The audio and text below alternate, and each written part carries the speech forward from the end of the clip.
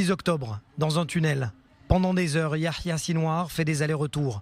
Accompagné de sa famille dans un premier temps, il va remonter seul pendant plusieurs heures à la surface, jusqu'à environ 1h30 du matin, pour transporter nourriture, vêtements, argent et même son écran en plasma de télévision.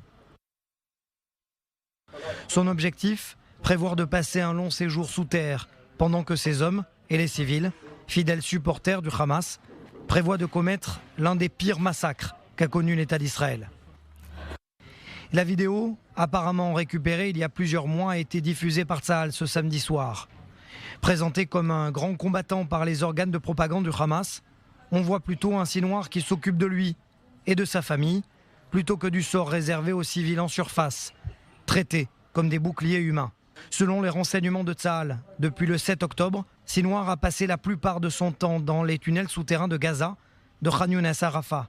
Ici, sur ces clichés, dans un tunnel à Tel al-Sultan dans la région de Rafah, ces dernières semaines, toujours bien équipé de toutes les commodités, y compris de son écran de télévision et de ses appareils de communication, pendant que le Hamas tire depuis des zones humanitaires et force les civils à évacuer la zone. Sur cette photo, des mouchoirs dans une portion de tunnel dans la zone de Rafah, qui a permis à Tsahal de confirmer sa présence ADN début septembre, à quelques centaines de mètres de la galerie où ont été assassinés les 6 otages, Carmel, Eden, Hersh, Alexander, Almog et Ori.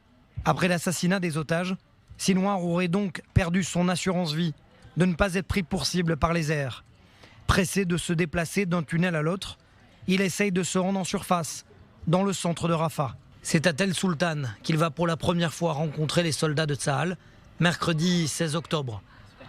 Une première et dernière rencontre. Repéré, il tente de prendre la fuite avant d'être découvert par un drone.